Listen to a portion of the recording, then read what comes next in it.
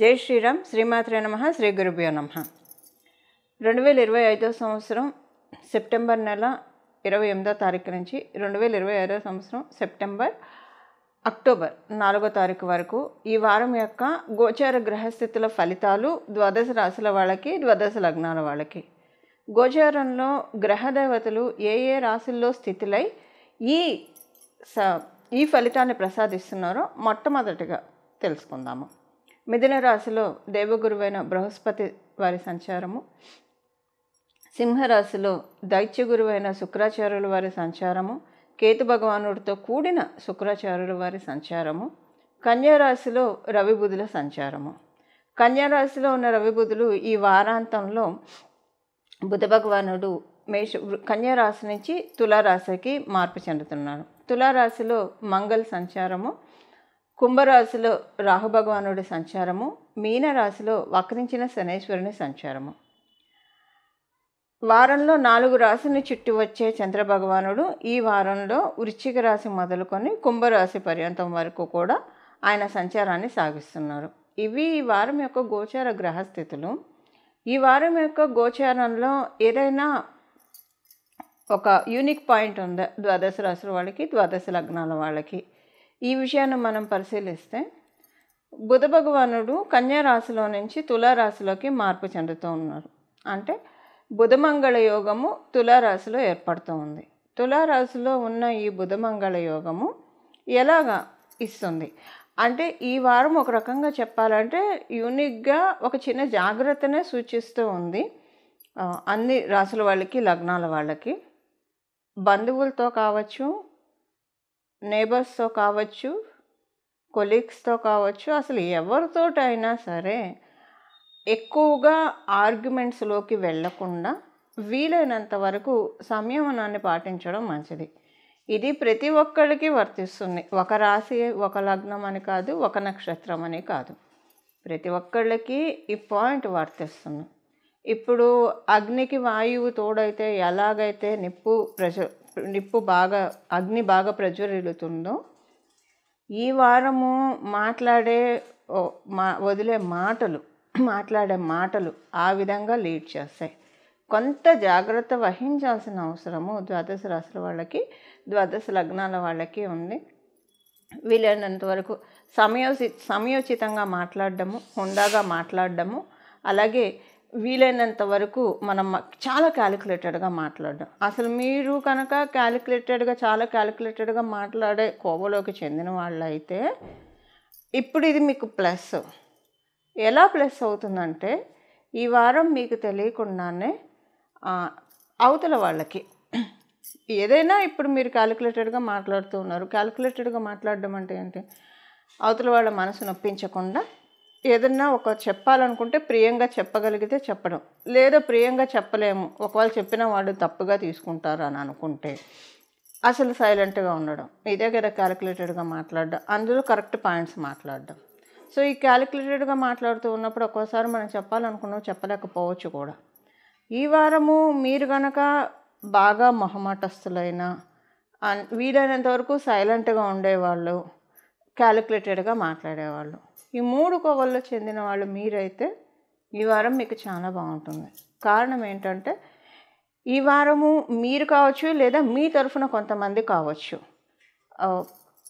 కరెక్ట్గా అవతల వాళ్ళకి అర్థమయ్యే విధంగా పాయింట్స్ చెప్తారు. అంటే ఎవరైనా ఒక ఆర్గ్యుమెంట్స్ ఉన్నా, లేదా ఏదైనా ఒక విషయం ఉన్నా సరే మీ గురించి అవతల వాళ్ళు మాట్లాడతారు, లేదా మీరే మాట్లాడచ్చు. కరెక్ట్ పాయింట్స్ అవతల వాళ్ళకి ఇన్నాళ్ళు మీరు చెప్పలేకపోయిన పాయింట్స్ మాట్లాడచ్చు.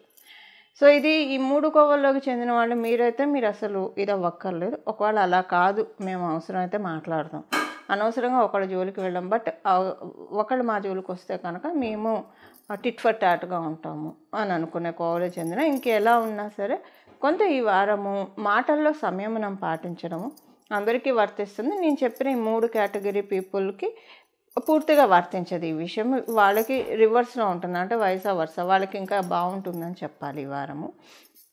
ఇది ఈ వారంలో ఉన్న యూనిక్ అంశము బుధమంగళ యోగము తులారాశిలో ఉండడం వల్ల యూనిక్గా ఈ పాయింట్ ద్వాదశ రాశుల వాళ్ళకి, ద్వాదశ లగ్నాల వాళ్ళకి, అలాగే 27 నక్షత్రాల వాళ్ళకి కూడా అప్లికేబిలిటీ ఉంటుంది. ఇప్పుడు ఈ వారం యొక్క మిగతా ఫలితాలు ఇవన్నీ కూడా యూనిక్గా అందరికీ వర్తించేవి.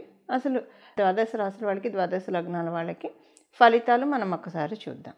ఈ వారం ఉన్న ఇంకొక ప్రత్యేకాంశం ఏంటంటే, మనకి చరరాశి, స్థిర రాశి, ద్విశోభావ రాశులు మూడు రాశులు ఉంటాయి. ఇప్పుడు ఈ వారము 3 రాశులు బలోపేతంగా ఉన్నాయి. దానికి కారణం ఏంటంటే, తులారాశిలో బుధమంగళ సంచారము, తులారాశిలో ఉన్న బుధమంగళ సంచారము, దీనికి బృహస్పతి వారి యొక్క వీక్షణ, అలాగే వీరికి లాభస్థానంలో అసురు గురువైన శుక్రాచార్యుల వారి సంచారము. మనం మిథున రాశి తీసుకుంటే ద్విశోభావ రాశి, సింహరాశి శుక్రకేతువుల సంచారం ఉన్న సింహరాశి తీసుకుంటే ఇది స్థిర రాశి. బుధమంగళ యోగం ఉన్న తులారాశి మనం తీసుకుంటే ఇది చరరాశి. అంటే చర స్థిర ద్విశోభావం అంటాము. సో ఇక్కడ ఎలా ఉందంటే రివర్స్ వచ్చేసింది. ద్విశోభావ రాశిలో గురు భగవానుడు ఉన్నాడు, స్థిర రాశిలో శుక్ర భగవానుడు ఉన్నాడు, అలాగే చరరాశిలో బుధమంగళ యోగం ఏర్పడింది. అంటే మంగళ బుద్ధి సంచారం జరుగుతుంది. జనరల్గా మనం తీసుకుంటే కనుక మేషరాశి చరరాశి, అలాగే వృషభ రాశి స్థిర రాశి, మిథున రాశి ద్విశోభావ రాశి, ఆర్డర్ ఇలా వస్తుంది. కానీ ఇప్పుడు మనకి గోచారంలో ఎలా ఏర్పడింది? ద్విశోభావ రాశి, స్థిర రాశి, అలాగే చరరాశి. రివర్స్లో 3 రాశులు బలోపేతంగా ఉన్నాయి. అంటే చరరాశులు బలంగా ఉన్నాయి, స్థిర రాశులు బలంగా ఉన్నాయి, ద్విశోభావ రాశులు బలంగా ఉన్నాయి. అంటే ఈ 3 బలంగా ఉన్నాయి. దానికి కారణం ఏంటంటే, తులారాశి నుంచి నవమ స్థానంలో గురు భగవానుడి సంచారము, లాభస్థానంలో శుక్రాచార్యుల వారి సంచారము, ఈ 3 కూడా ద్విశోభావ చర స్థిర రాశులు అవ్వడం ఒక ప్రత్యేకాంశం అని చెప్పాలి. ఇది ఒక ప్రత్యేకాంశము. అలాగే ఈ వారము ఈ ఈ ఈ ఇప్పుడు ఉన్న ఈ గోచార గ్రహస్థితులను అనుసరించి చాలా అంటే మనల్ని మనము రెజ్యూనేట్ చేసుకోవడానికి, మనల్ని మనము చాలా స్ట్రాంగ్ చేసుకోవడానికి, మనల్ని మనము కాంక్రీట్గా బిల్డప్ చేసుకోవడానికి, మన స్టడీస్ పరంగా కావచ్చు, లేదా వృత్తిపరంగా కావచ్చు, ఏ రకంగా చూసుకున్నా స్ట్రాంగ్ అవ్వడానికి ది బెస్ట్ టైం నేచర్ మనకు అలోకేట్ చేసిన బెస్ట్ టైమ్స్ కొన్ని ఉంటాయి. ఇప్పుడు మనం ఒక పెళ్ళికే కావచ్చు, ఉపనయనానికి కావచ్చు, గృహప్రవేశానికి కావచ్చు, లేదా బారసాలకు కావచ్చు, దేనికైనా ముహూర్తాలు పెట్టుకుంటాం, సుముహూర్తం పెట్టుకుంటాం. అంటే ఒక మంచి టైంని ఫిల్టర్ చేసి ఈ టైంలో మనం ఈ కార్యక్రమం చేద్దామని చెప్పి మనం పురోహితులను అడుగుతాము. వాళ్ళు చక్కగా మనకి మంచి సమయాన్ని సూచిస్తారు. అయితే మనకి నేచర్ మధ్య మధ్యలో ముహూర్తాన్ని ఇస్తూ ఉంటుంది, బెస్ట్ టైంని ఇస్తుంది. నేచర్ మనకిచ్చిన బెస్ట్ టైం సుముహూర్తము ఈ వారం నుంచి ప్రారంభమవుతుంది. ఎందుకంటే ఈ 3 రాశులు బలోపేతంగా ఉండడం వల్ల. అందువల్ల అందరూ కూడా వీలైనంత వరకు లౌకిక విషయాల్లో మన పాత్ర ఎంతవరకు ఉండాలో అంతవరకు ఉంచుకొని, మిగతా అదంతా కూడా భగవంతుడి పాదాన్ని ధ్యానించడంలో మనల్ని మనం పెట్టుకుంటే కనుక అసలు ఎప్పుడూ కూడా అది మంగళత్వాన్ని కలిగిస్తుంది. ఇప్పుడున్న సమయంలో అంటే ఎప్పుడు కూడా భగవంతు ధ్యానం చేయాలన్నా టైం కుదరదని అనుకుంటే, ఒకవేళ మనసు పరిపరి విధాలుగా ఆలోచిస్తుంది, భగవంతుడి మీద లగ్నం కావట్లేదని అనుకోవచ్చు, లేదా ఏదన్నా పూజ చేయాలంటే చేయాలనుకున్న రోజే ఏదో ఒక ఆటంకాలు రావడం, ఇలాంటివన్నీ ఉంటూ ఉంటాయి జనరల్గా మనం చూస్తే. కానీ ఇప్పుడున్న వేళ విశేషం ఏంటంటే, ఇలాంటి ఆటంకాలన్నీ కూడా క్లీన్ చేసి ప్రకృతి మాత సుముహూర్తాన్ని మనందరికీ అందిస్తుంది. ఈ సుముహూర్తాన్ని మనం ఒడిసి పట్టుకోవడానికి ప్రయత్నించి మనందరం కూడా మన జీవితాల్లో వెలుగులు నింపుకోవడానికి ప్రయత్నిద్దాం. మేషరాశిలో పుట్టిన వాళ్ళకి, మేష లగ్నంలో పుట్టిన వాళ్ళకి ఈ వారం యొక్క గోచర గ్రహస్థితుల ఫలితాలు. ఈ వారము మీకు కమ్యూనికేషన్స్ విషయంలో బలంగా ఉంది. అలాగే మీ ఆలోచనలు చాలా స్ట్రాంగ్గా తీసుకుంటారు. దాంతోపాటు మీరు అనుకున్నవన్నీ కూడా మేనిఫెస్ట్ చేయగలుగుతారు. కమ్యూనికేషన్ విషయంలో బలంగా ఉంది. నేను ఇవన్నీ కూడా విడివిడిగా చెప్తాను. కమ్యూనికేషన్ విషయంలో బలంగా ఉండడం అంటే, మీకు ఈ వారము మీరు చేసే కమ్యూనికేషన్స్ అన్నీ కూడా ప్రాపర్గా అవతల వాళ్ళకి రీచ్ అవుతాయి. ఒకవేళ మీ జన్మజాతకంలో గ్రహస్థితి బాగోకపోతే, ప్రస్తుతం ఉన్న దశాంతర దశలు బాగోకపోతే, ఇది రివర్స్ కూడా అయ్యే ఛాన్స్ ఉంది.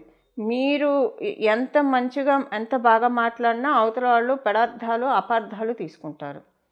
ఇది కొంచెం చూసుకోండి, మీ జన్మజాతకాన్ని అనుసరించి ఉంటుంది. బట్ మ్యాక్సిమం మరి మీ జన్మజాతకం అస్సలు సపోర్టింగ్గా లేకపోతే తప్పించి, అంటే ఉదాహరణకి మీరు కనుక ఇప్పుడు మేషరాశిలో పుట్టిన వాళ్ళైనా, మేష లగ్నంలో పుట్టిన వాళ్ళైనా, మీకు రాహు మహర్దశ జరుగుతూ ఉన్నా, లేదా శనైశ్వరుడు దశ జరుగుతూ ఉన్నా, మంగళ దశ జరుగుతూ ఉన్నా మీరు కమ్యూనికేషన్స్ విషయాల్లో చాలా జాగ్రత్తగా ఉండాలి.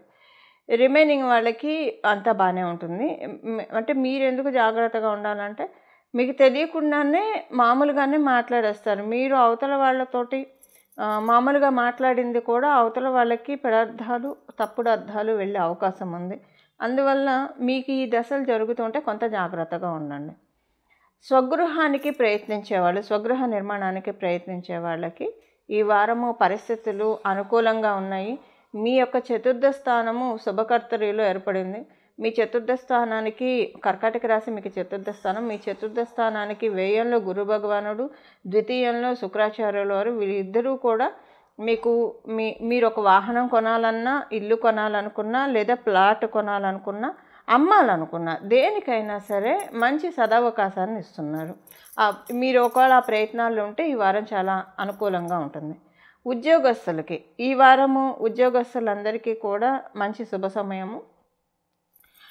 ఉద్యోగస్తులందరికీ ఈ వారము మీరు అనుకున్న పనులు అనుకున్నట్టు ఇన్ టైంలో జరుగుతాయి. అలాగే మీకు ఉద్యోగ స్థలంలో, కార్యాలయంలో చాలా అనుకూలమైన పరిస్థితులు ఉంటాయి. వర్క్ ప్రెషర్ బాగా తగ్గుతుంది ఉద్యోగస్తులకి.